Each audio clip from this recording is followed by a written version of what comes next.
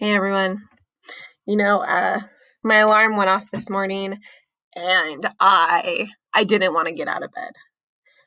I don't know about some of you, but this whole COVID-19 it's been rough.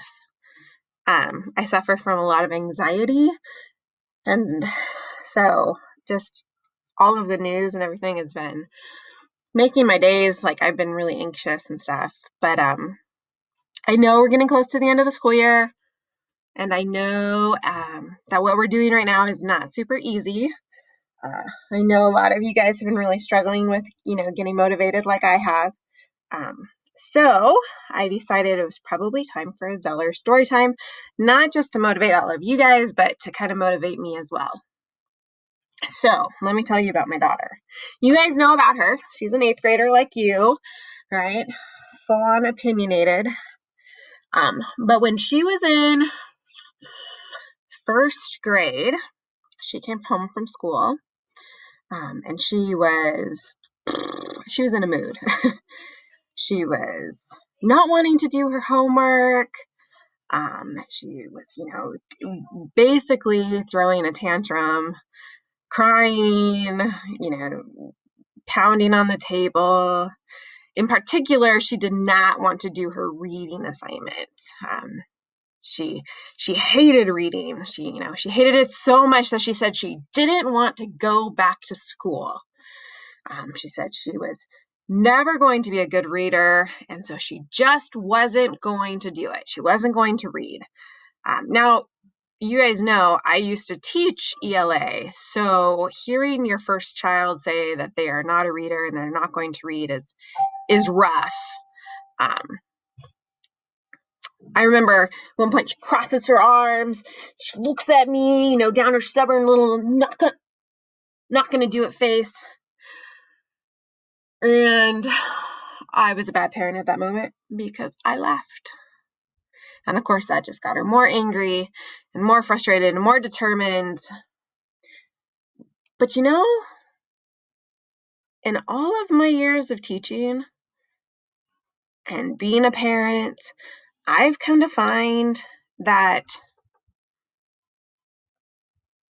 the most blessed children are those that discover struggles early on.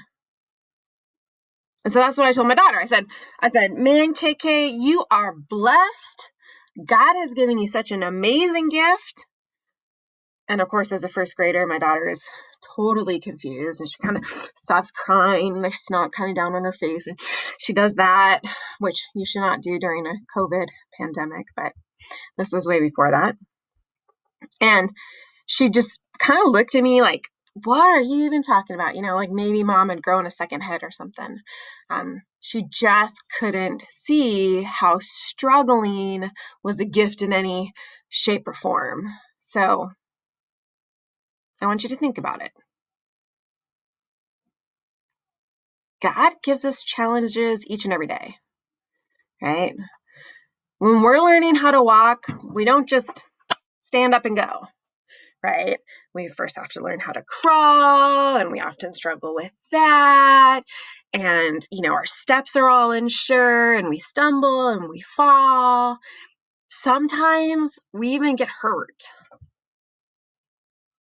But that doesn't stop us, right? We just keep at it, keep plowing at it, keep practicing at it until we've mastered walking and we're on to running and jumping.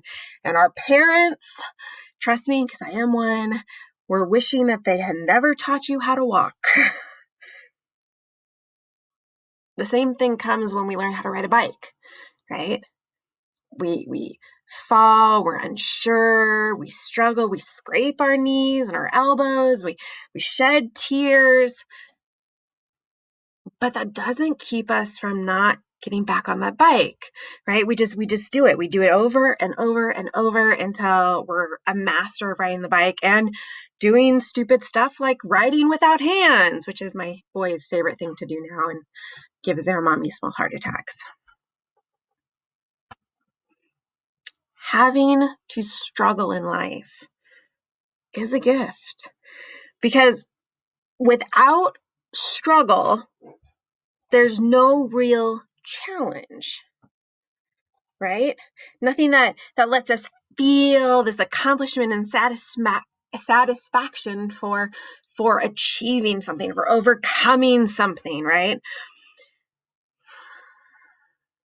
When we persevere through struggles, those struggles a lot of times shift from being one of our greatest weaknesses to being one of our greatest strengths. Now, my daughter, as a first grader, did not believe me,